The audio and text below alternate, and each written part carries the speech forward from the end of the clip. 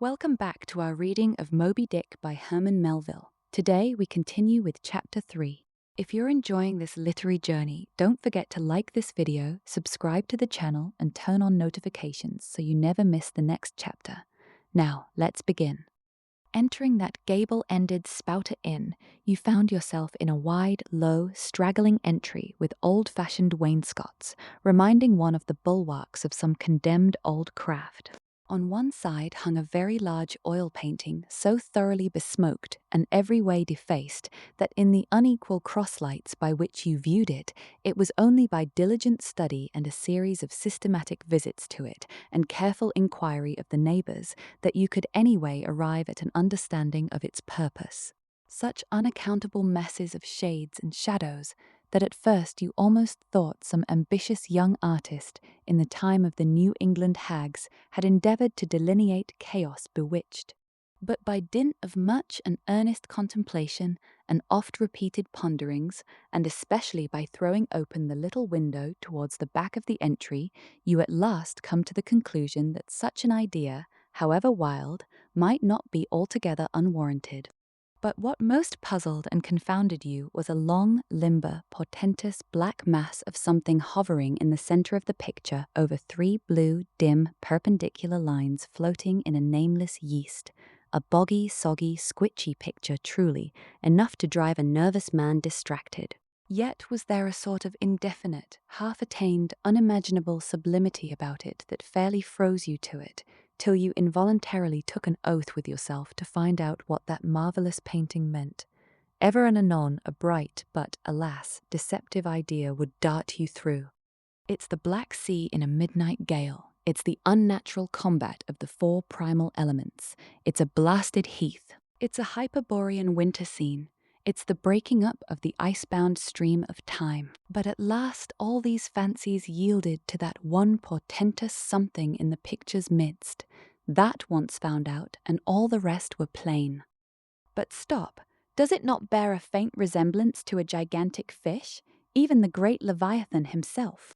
In fact, the artist's design seemed this, a final theory of my own, partly based upon the aggregated opinions of many aged persons with whom I conversed upon the subject. The picture represents a Cape Horner in a great hurricane, the half-founded ship weltering there with its three dismantled masts alone visible, and an exasperated whale, purposing to spring clean over the craft, is in the enormous act of impaling himself upon the three mastheads. The opposite wall of this entry was hung all over with a heathenish array of monstrous clubs and spears. Some were thickly set with glittering teeth resembling ivory saws, others were tufted with knots of human hair, and one was sickle-shaped, with a vast handle sweeping round like the segment made in the new-mown grass by a long-armed mower. You shuddered as you gazed, and wondered what monstrous cannibal and savage could ever have gone a death-harvesting with such a hacking, horrifying implement. Mixed with these were rusty old whaling lances and harpoons, all broken and deformed. Some were storied weapons. With this once long lance, now wildly elbowed, 50 years ago did Nathan Swain kill 15 whales between a sunrise and a sunset. And that harpoon, so like a corkscrew now, was flung in Javan seas and run away with by a whale, years afterwards slain off the Cape of Blanco. The original iron entered nigh the tail and, like a restless needle sojourning in the body of a man, travelled full 40 feet, and at last was found embedded in the hump. Crossing this dusky entry and on through yon low-arched way, cut through what in old times must have been a great central chimney with fireplaces all round, you enter the public room. A still duskier place is this, with such low, ponderous beams above, and such old, wrinkled planks beneath, that you would almost fancy you trod some old craft's cockpits, especially of such a howling night, when this corner-anchored old ark rocked so furiously. On one side stood a long, low, shelf-like table covered with cracked glass cases, filled with dusty rarities gathered from this wide world's remotest nooks. Projecting from the further angle of the room stands a dark-looking den, the bar, a rude attempt at a right whale's head. Be that how it may, there stands the vast arched bone of the whale's jaw, so wide a coach might almost drive beneath it. Within our shabby shelves, ranged round with old decanters, bottles, flasks, and in those jaws of swift destruction, like another cursed Jonah, by which name indeed they called him, bustles a little withered old man, who, for their money, dearly sells the sailors' deliriums and death.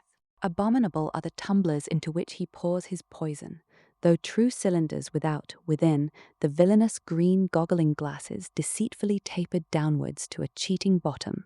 Parallel meridians, rudely pecked into the glass, surround these footpads goblets. Fill to underscore this underscore mark, and your charge is but a penny. To this a penny more, and so on to the full glass, the Cape Horn measure, which you may gulp down for a shilling.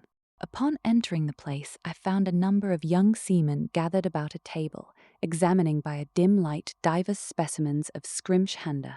I sought the landlord, and telling him I desired to be accommodated with a room, received for answer that his house was full, not a bed unoccupied. But avast, he added, tapping his forehead, you hain't no objections to sharing a harpooner's blanket, have ye? I suppose you are going a whaling, so you'd better get used to that sort of thing. I told him that I never liked to sleep two in a bed, that if I should ever do so, it would depend upon who the harpooner might be, and that if he, the landlord, really had no other place for me, and the harpooner was not decidedly objectionable, why, rather than wander further about a strange town on so bitter a night, I would put up with the half of any decent man's blanket. I thought so. All right, take a seat. Supper? You want supper? Supper'll be ready directly. I sat down on an old wooden settle, carved all over like a bench on the battery. At one end, a ruminating tar was still further adorning it with his jackknife, stooping over and diligently working away at the space between his legs. He was trying his hand at a ship under full sail, but he didn't make much headway, I thought. At last, some 4 or 5 of us were summoned to our meal in an adjoining room. It was cold as Iceland, no fire at all. The landlord said he couldn't afford it. Nothing but 2 dismal tallow candles, each in a winding sheet. We were fain to button up our monkey jackets and hold to our lips cups of scalding tea with our half-frozen fingers. But the fare was of the most substantial kind, not only meat and potatoes, but dumplings. Good heavens, dumplings for supper! One young fellow in a green box coat addressed himself to these dumplings in a most direful manner. "My boy," said the landlord, "you'll have the nightmare to a dead sartainty." "Landlord," I whispered, "that ain't the harpooner, is it?" "Oh no," said he, looking a sort of diabolically funny. "The harpooner is a dark-complexioned chap. He never eats dumplings, he don't. He eats nothing but steaks, and he likes 'em rare." "The devil he does," says I. "Where is that harpooner? Is he here?" "He'll be here afore long," was the answer. I could not help it, but I began to feel suspicious of this dark-complexioned harpooner. At any rate, I made up my mind that if it so turned out that we should sleep together, he must undress and get into bed before I did. Supper over, the company went back to the bar-room, when, knowing not what else to do with myself, I resolved to spend the rest of the evening as a looker-on. Presently a rioting noise was heard without. Starting up, the landlord cried, "That's the Grampus's crew. I seed her reported in the offing this morning. A 3 years' voyage and a full ship. Hurrah, boys, now we'll have the latest news from the Fijis." A tramping of sea boots was heard in the entry. The door was flung open, and in rolled a wild set of mariners enough. Enveloped in their shaggy watch coats, and with their heads muffled in woolen comforters, all bedarned and ragged, and their beards stiff with icicles, they seemed an eruption of bears from Labrador. They had just landed from their boat, and this was the first house they entered. No wonder, then, that they made a straight wake for the whale's mouth, the bar, when the wrinkled little old Jonah, there officiating, soon poured them out brimmers all round. One complained of a bad cold in his head, upon which Jonah mixed him a pitch-like potion of gin and molasses, which he swore was a sovereign cure for all colds and catarrhs whatsoever, never mind of how long standing, or whether caught off the coast of Labrador, or on the weather side of an ice island. The liquor soon mounted into their heads, as it generally does even with the arrantist topers newly landed from sea, and they began capering about most obstreperously. I observed, however, that one of them held somewhat aloof, and though he seemed desirous not to spoil the hilarity of his shipmates by his own sober face, yet upon the whole he refrained from making as much noise as the rest. This man interested me at once, and since the sea gods had ordained that he should soon become my shipmate, though but a sleeping partner one, so far as this narrative is concerned, I will here venture upon a little description of him. He stood full 6 feet in height, with noble shoulders and a chest like a cofferdam. I have seldom seen such brawn in a man. His face was deeply brown and burnt, making his white teeth dazzling by the contrast, while in the deep shadows of his eyes floated some reminiscences that did not seem to give him much joy. His voice at once announced that he was a southerner, and from his fine stature I thought he must be one of those tall mountaineers from the Alleghanian Ridge in Virginia. When the revelry of his companions had mounted to its height, this man slipped away unobserved, and I saw no more of him till he became my comrade on the sea. In a few minutes, however, he was missed by his shipmates, and being, it seems, for some reason a huge favourite with them, they raised a cry of "Bulkington! Bulkington! Where's Bulkington?"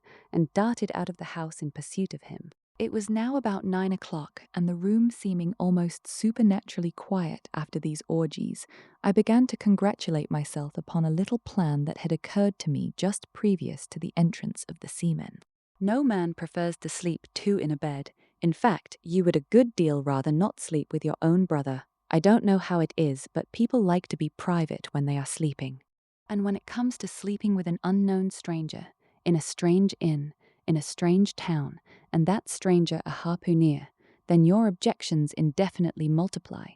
Nor was there any earthly reason why I as a sailor should sleep two in a bed more than anybody else, for sailors no more sleep two in a bed at sea than bachelor kings do ashore. To be sure, they all sleep together in one apartment, but you have your own hammock and cover yourself with your own blanket and sleep in your own skin. The more I pondered over this harpooner, the more I abominated the thought of sleeping with him. It was fair to presume that being a harpooner, his linen or woolen, as the case might be, would not be of the tidiest, certainly none of the finest. I began to twitch all over. Besides, it was getting late, and my decent harpooner ought to be home and going bedwards. Suppose now he should tumble in upon me at midnight, how could I tell from what vile hole he had been coming?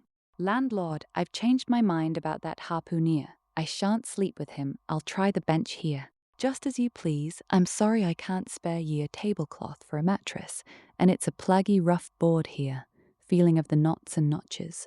"But wait a bit, Scrimshender, I've got a carpenter's plane there in the bar. Wait, I say, and I'll make ye snug enough." So saying, he procured the plane, and with his old silk handkerchief, first dusting the bench, vigorously set to planing away at my bed, the while grinning like an ape. The shavings flew right and left, till at last the plane iron came bump against an indestructible knot. The landlord was near spraining his wrist, and I told him for heaven's sake to quit. The bed was soft enough to suit me, and I did not know how all the planing in the world could make eider down of a pine plank. So gathering up the shavings with another grin and throwing them into the great stove in the middle of the room, he went about his business and left me in a brown study. I now took the measure of the bench and found that it was a foot too short, but that could be mended with a chair. But it was a foot too narrow, and the other bench in the room was about 4 inches higher than the planed one, so there was no yoking them. I then placed the first bench lengthwise along the only clear space against the wall, leaving a little interval between for my back to settle down in. But I soon found that there came such a draught of cold air over me from under the sill of the window that this plan would never do at all, especially as another current from the rickety door met the one from the window, and both together formed a series of small whirlwinds in the immediate vicinity of the spot where I had thought to spend the night. The devil fetch that harpooner, thought I, but stop, couldn't I steal a march on him, bolt his door inside, and jump into his bed, not to be wakened by the most violent knockings? It seemed no bad idea, but upon second thoughts I dismissed it. For who could tell but what the next morning, so soon as I popped out of the room, the harpooner might be standing in the entry, all ready to knock me down? Still, looking round me again and seeing no possible chance of spending a sufferable night unless in some other person's bed, I began to think that after all I might be cherishing unwarrantable prejudices against this unknown harpooner. Thinks I, I'll wait a while. He must be dropping in before long. I'll have a good look at him then, and perhaps we may become jolly good bedfellows after all. There's no telling. But though the other boarders kept coming in by ones, twos, and threes, and going to bed, yet no sign of my harpooner. "Landlord," said I, "what sort of a chap is he? Does he always keep such late hours?" It was now hard upon 12 o'clock. The landlord chuckled again with his lean chuckle, and seemed to be mightily tickled at something beyond my comprehension. "No," he answered, "generally he's an early bird, early to bed and early to rise. Yes, he's the bird what catches the worm. But tonight he went out a-peddling, you see, and I don't see what on earth keeps him so late, unless, maybe, he can't sell his head." "Can't sell his head? What sort of a bamboozingly story is this you are telling me?" Getting into a towering rage. "Do you pretend to say, landlord, that this harpooner is actually engaged this blessed Saturday night, or rather Sunday morning, in peddling his head around this town?" "That's precisely it," said the landlord, "and I told him he couldn't sell it here. The market's overstocked." "With what?" shouted I. "With heads, to be sure. Ain't there too many heads in the world?" "I tell you what it is, landlord," said I quite calmly. "You'd better stop spinning that yarn to me. I'm not green. Maybe not, taking out a stick and whittling a toothpick, but I rather guess you'll be done brown if that harpooner hears you a-slandering his head." "I'll break it for him," said I, now flying into a passion again at this unaccountable farrago of the landlord's.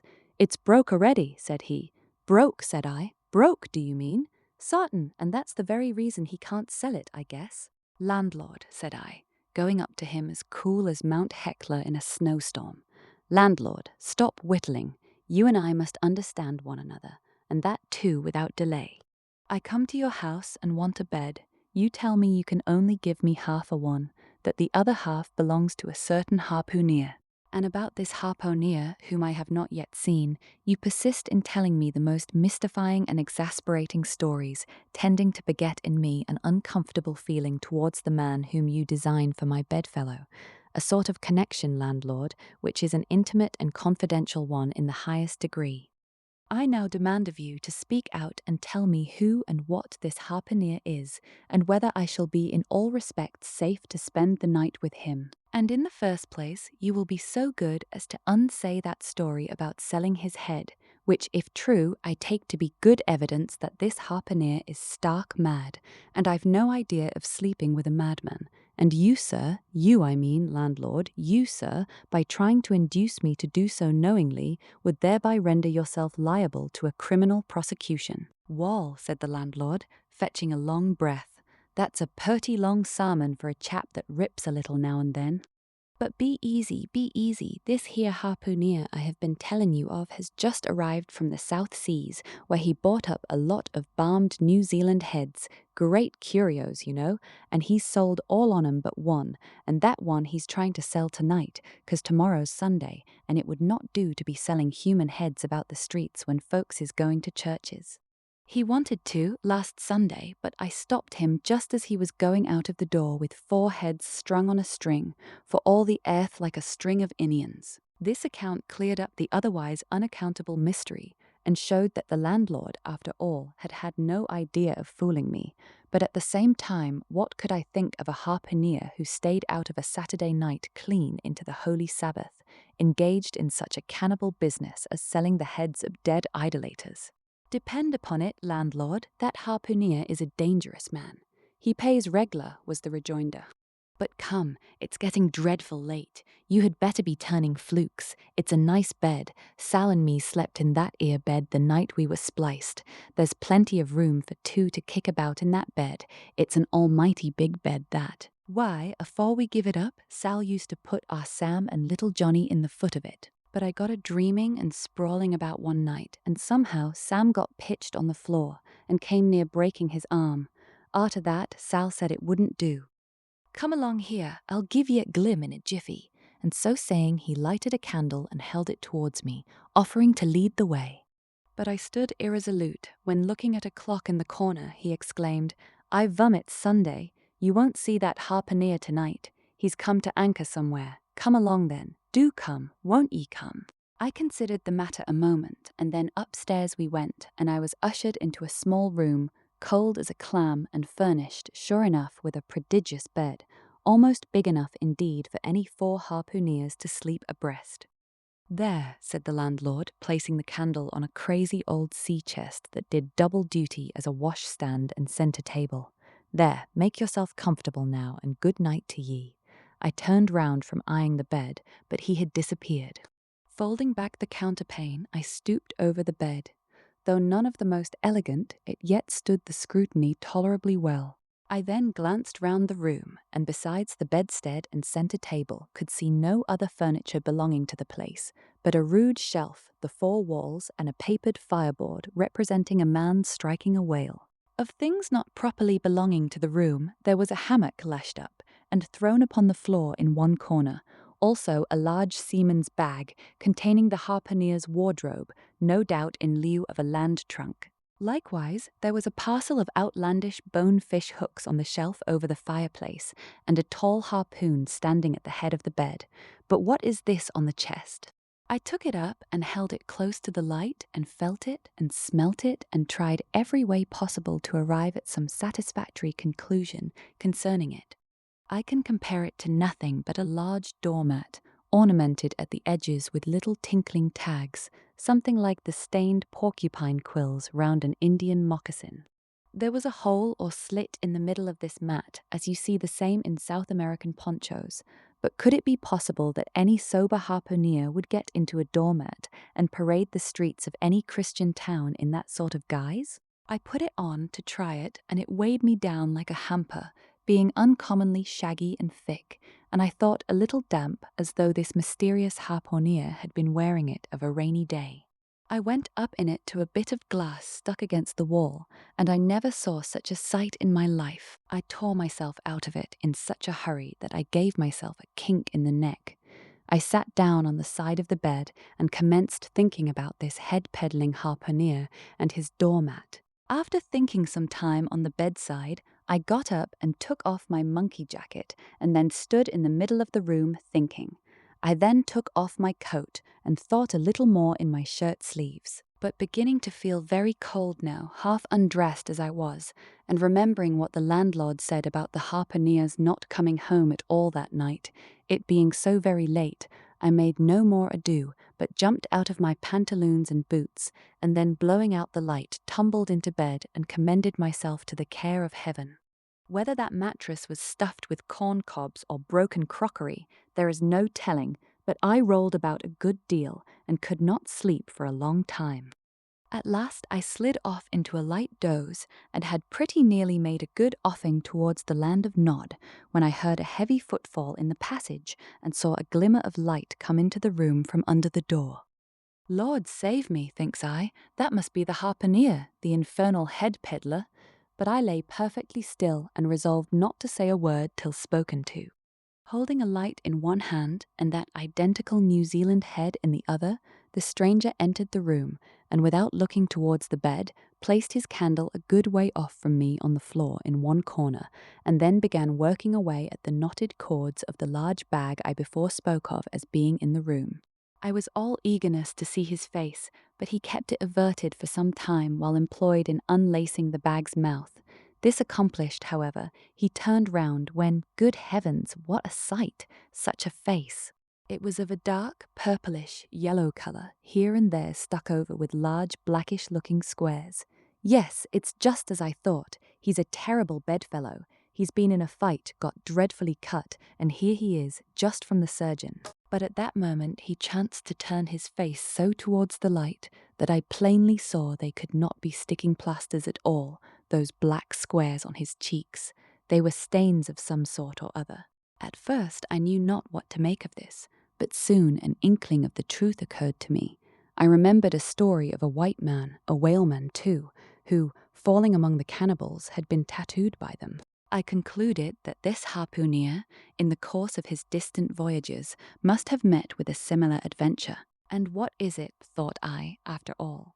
It's only his outside. A man can be honest in any sort of skin. But then, what to make of his unearthly complexion? That part of it, I mean, lying roundabout and completely independent of the squares of tattooing. To be sure, it might be nothing but a good coat of tropical tanning, but I never heard of a hot sun's tanning a white man into a purplish yellow one. However, I had never been in the South Seas, and perhaps the sun there produced these extraordinary effects upon the skin. Now, while all these ideas were passing through me like lightning, this harpooner never noticed me at all. But, after some difficulty having opened his bag, he commenced fumbling in it and presently pulled out a sort of tomahawk and a sealskin wallet with the hair on. Placing these on the old chest in the middle of the room, he then took the New Zealand head, a ghastly thing enough, and crammed it down into the bag. He now took off his hat, a new beaver hat, when I came nigh singing out with fresh surprise. There was no hair on his head, none to speak of at least, nothing but a small scalp knot twisted up on his forehead. His bald, purplish head now looked for all the world like a mildewed skull. Had not the stranger stood between me and the door, I would have bolted out of it quicker than ever I bolted a dinner. Even as it was, I thought something of slipping out of the window, but it was the second floor back. I am no coward, but what to make of this head-peddling purple rascal altogether past my comprehension. Ignorance is the parent of fear, and being completely nonplussed and confounded about the stranger, I confess I was now as much afraid of him as if it was the devil himself who had thus broken into my room at the dead of night. In fact, I was so afraid of him that I was not game enough just then to address him and demand a satisfactory answer concerning what seemed inexplicable in him. Meanwhile, he continued the business of undressing, and at last showed his chest and arms. As I live, these covered parts of him were checkered with the same squares as his face. His back, too, was all over the same dark squares. He seemed to have been in a 30 years' war, and just escaped from it with a sticking plaster shirt. Still more, his very legs were marked, as if a parcel of dark green frogs were running up the trunks of young palms. It was now quite plain that he must be some abominable savage or other shipped aboard of a whaleman in the South Seas, and so landed in this Christian country. I quaked to think of it. A peddler of heads too, perhaps the heads of his own brothers. He might take a fancy to mine. Heavens, look at that tomahawk! But there was no time for shuddering, for now the savage went about something that completely fascinated my attention and convinced me that he must indeed be a heathen. Going to his heavy grego or rappall or dreadnought, which he had previously hung on a chair, he fumbled in the pockets and produced at length a curious little deformed image with a hunch on its back and exactly the color of a 3-days-old Congo baby. Remembering the embalmed head, at first I almost thought that this black mannequin was a real baby preserved in some similar manner. But seeing that it was not at all limber, and that it glistened a good deal like polished ebony, I concluded that it must be nothing but a wooden idol, which indeed it proved to be. For now the savage goes up to the empty fireplace, and removing the papered fireboard, sets up this little hunchbacked image, like a 10-pin between the andirons. The chimney jambs and all the bricks inside were very sooty, so that I thought this fireplace made a very appropriate little shrine or chapel for his Congo idol. I now screwed my eyes hard towards the half-hidden image, feeling but ill at ease meantime, to see what was next to follow. First he takes about a double handful of shavings out of his grego pocket and places them carefully before the idol. Then, laying a bit of ship biscuit on top and applying the flame from the lamp, he kindled the shavings into a sacrificial blaze. Presently, after many hasty snatches into the fire, and still hastier withdrawals of his fingers, whereby he seemed to be scorching them badly, he at last succeeded in drawing out the biscuit. Then, blowing off the heat and ashes a little, he made a polite offer of it to the little negro. But the little devil did not seem to fancy such dry sort of fare at all. He never moved his lips. All these strange antics were accompanied by still stranger guttural noises from the devotee, who seemed to be praying in a sing-song or else singing some pagan psalmody or other, during which his face twitched about in the most unnatural manner. At last, extinguishing the fire, he took the idol up very unceremoniously and bagged it again in his grego pocket as carelessly as if he were a sportsman bagging a dead woodcock. All these queer proceedings increased my uncomfortableness, and seeing him now exhibiting strong symptoms of concluding his business operations and jumping into bed with me, I thought it was high time, now or never, before the light was put out, to break the spell in which I had so long been bound. But the interval I spent in deliberating what to say was a fatal one. Taking up his tomahawk from the table, he examined the head of it for an instant, and then holding it to the light, with his mouth at the handle, he puffed out great clouds of tobacco smoke. The next moment the light was extinguished, and this wild cannibal, tomahawk between his teeth, sprang into bed with me. I sang out, I could not help it now, and giving a sudden grunt of astonishment, he began feeling me. Stammering out something, I knew not what, I rolled away from him against the wall, and then conjured him, whoever or whatever he might be, to keep quiet and let me get up and light the lamp again. But his guttural responses satisfied me at once that he but ill comprehended my meaning. "Who e debel you?" he at last said. "You no speaky, damn me, I killy." And so saying, the lighted tomahawk began flourishing about me in the dark. "Landlord, for God's sake, Peter Coffin," shouted I. "Landlord, watch, Coffin, angels, save me." "Speak telly me who be, or damn me, I killy," again growled the cannibal, while his horrid flourishings of the tomahawk scattered the hot tobacco ashes about me till I thought my linen would get on fire. But thank heaven, at that moment the landlord came into the room, light in hand, and leaping from the bed I ran up to him. "Don't be afraid now," said he, grinning again. "Queequeg here wouldn't harm a hair of your head." "Stop your grinning," shouted I, "and why didn't you tell me that that infernal harpooner was a cannibal? I thought ye knowed it. Didn't I tell ye he was a peddling heads around town? But turn flukes again and go to sleep. Queequeg, look here, you sabby me, I sabby. You this man sleep you sabby." "Me sabby plenty," grunted Queequeg, puffing away at his pipe and sitting up in bed.